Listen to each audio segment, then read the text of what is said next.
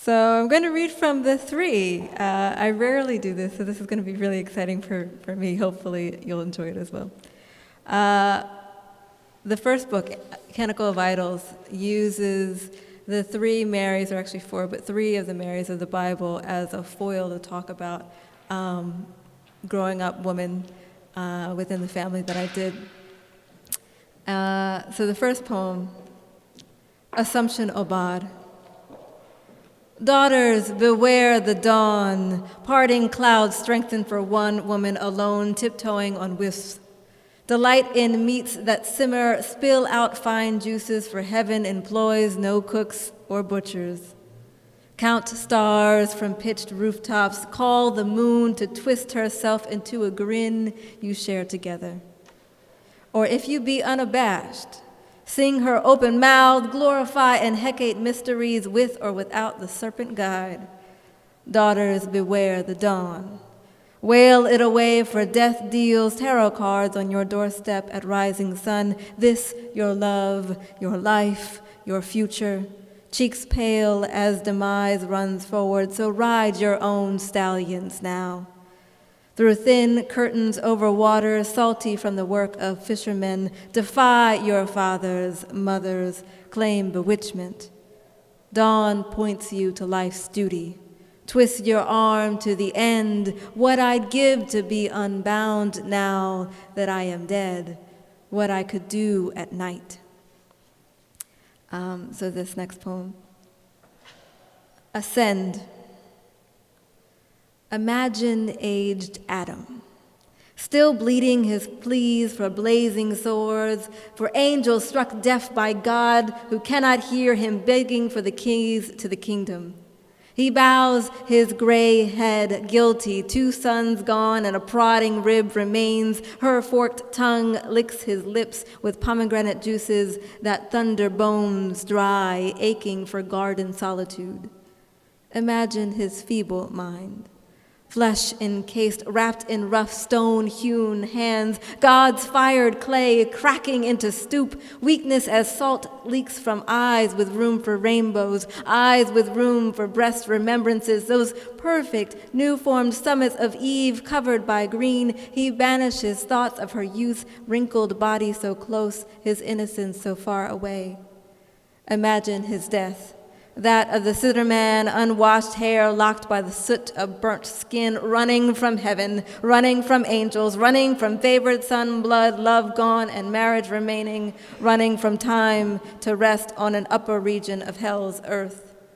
Gray Adam extends his last breath onto one tree branch to line the womb of Mary, succor the infant she carried, imprison each body until light broke both bird cages and rattles, and now she is ascending. As Adam never could, she rides rainbows. Her father's father many times could taste in remembering. Her mountain peaks are stalactites dripping to earth. Imagine Mary with nothing but her undulating ululation, honey offering for Adam, for her light-bathed sun above her, her spirit swimming naked in celestial waters, falling from empyrean heights. Talk about freedom from sin.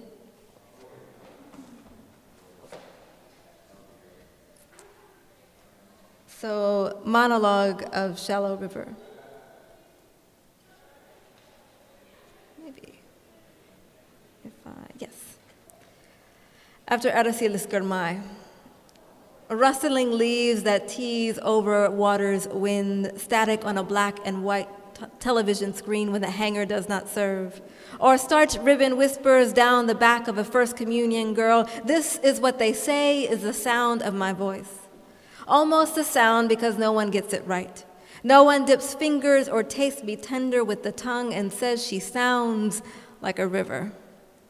No one listens closely to my currents. They see clear waters over shuffling silt, sand, dirt, and rounded rocks. They see me shimmy and prance over boulders through their chinks, the smallest crack like a palatial door that I slide through. And they think that this is so easy that I wanted to run downstream, slip into hidden places that beneath the ground and come out a trickle or bounding waterfall. They call me nymph.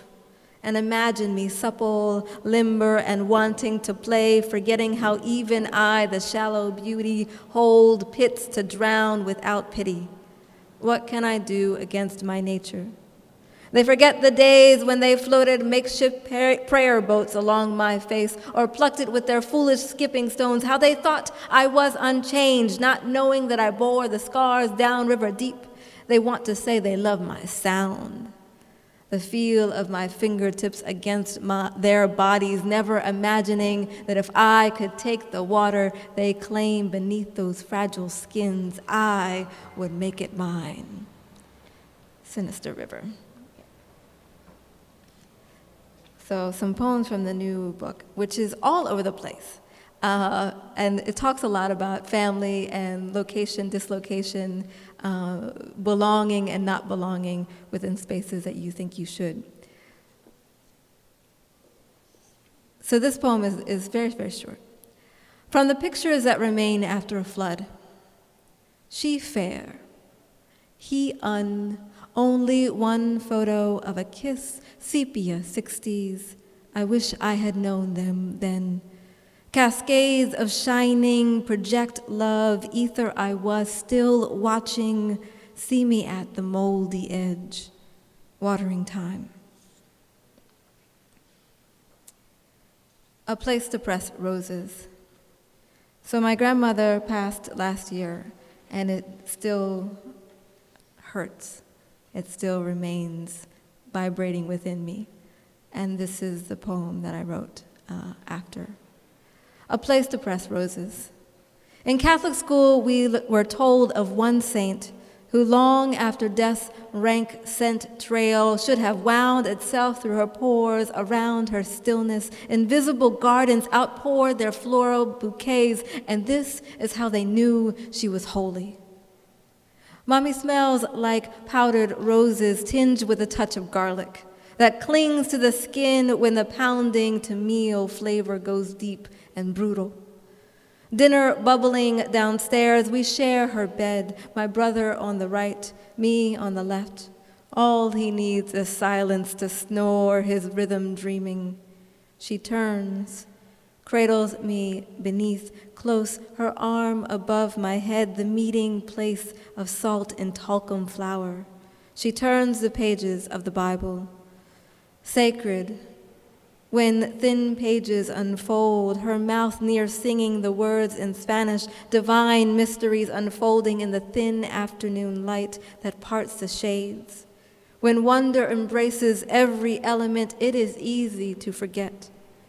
I don't remember that this is how we rested when we were young until Mommy is gone, until I've curled from weeping to listen to her voice unfold from a recording, husks of corn in wind. At the wake there were carnations, wildflowers, some bursting from their stalks, but it didn't seem right that there were no roses. In Jerusalén, qué bonita eres, calles de oro, mar de cristal. En Jerusalén, qué bonita eres, calles de oro, mar de cristal.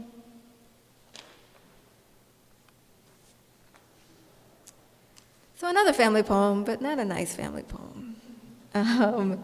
So my partner and I, we have just gotten engaged, and I tell everybody. So we're getting married, and I told him all these stories of my crazy aunt. I think, doesn't everyone have the crazy? If you have more than one, like there has to be one that's a little off.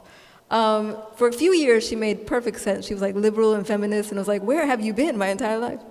But this is the poem that reminds me of some of the reason behind, or perhaps some of the reason behind what I see as insanity. Villanelle to blink plastique. All she ever had was beauty, the mechanized doll blink insanity of trust that she could be worthy of carriages, the prince, the diamond things, the fairy tale bride flush in his love. All she ever had was beauty. The children who proved her majesty, brilliant, upright, cream-skinned doves, a divine trust of which she was worthy, those little faces perched on the concrete pavement, inside her husband pumping above her friend's mouth. All she ever had was beauty, the betrayal, wickedness, the story's other side. How did she not cut? How to steal trust that she could still be worthy, because it was always her that was faulty, pose her plastique. To deserve his love, all she ever had was beauty, the trust that she could be worthy.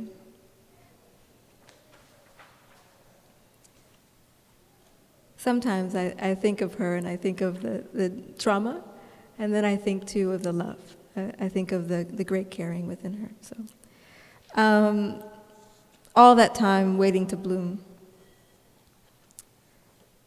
Bathed in water, she blossoms from her mouth, Ostroemeria, orange rose biplorum, orchid, lily, they unfold slowly, the buds open one after another in the silent music of wonder. Her palms became rocky, even they have broken to glory in orange bloom. Mother is garden, life in stillness, kiss her lips light as the bee searching for nectar, burst, woman. All right, the songs die, but the color music plays on, play on. She flowers her eyes. I can't remember the shade if it's not light. And perhaps two poems more.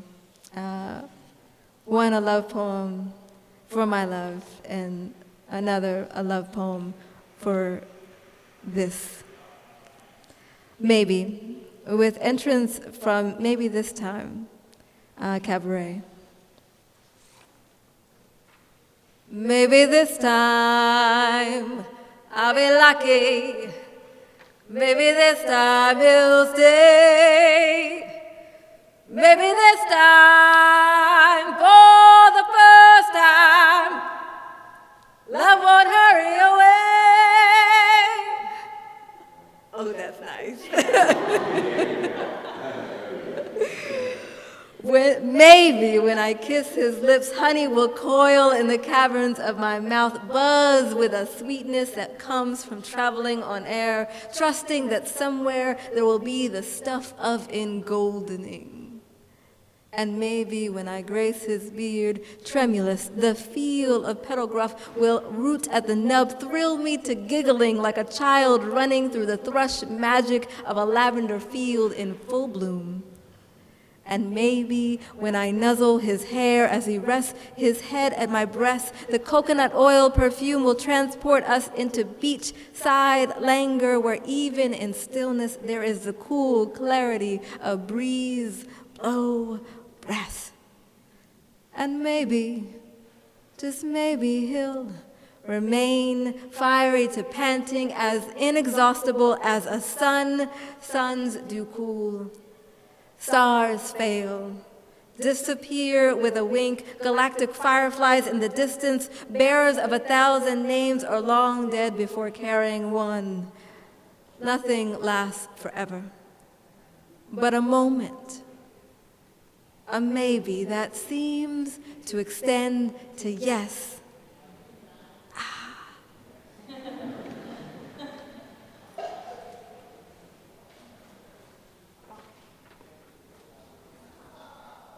Everywhere. One thing you need to know, Nevea is heaven spelled backwards. Let us call the place Nevea. Bliss, the state between a corridor of chiffon, light thin to parting, but layered to opaque resplendence, a solid mystery, soft to touch. It bends around the body that has no bones, boundless in dance, extending to spiral with prism majesties and contracting to trumpet sound, echo, loveliest. See leaf bud explode to spring tongue on a knobby branch, then sycamore.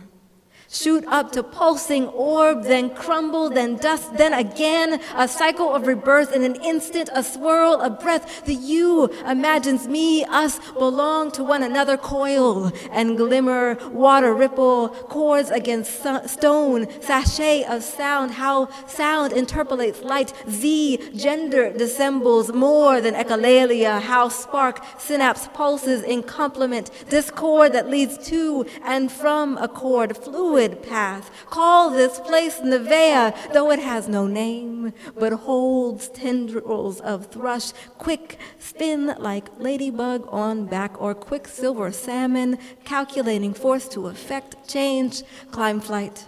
Let us call the place without place whole. Shattered, traveling through cells, dust in the trail of a tadpole's thrash, or a comet orbiting a non-existent thumb. Print this on the world, wonder miracle, or yes and no, because it is everywhere. Thank you.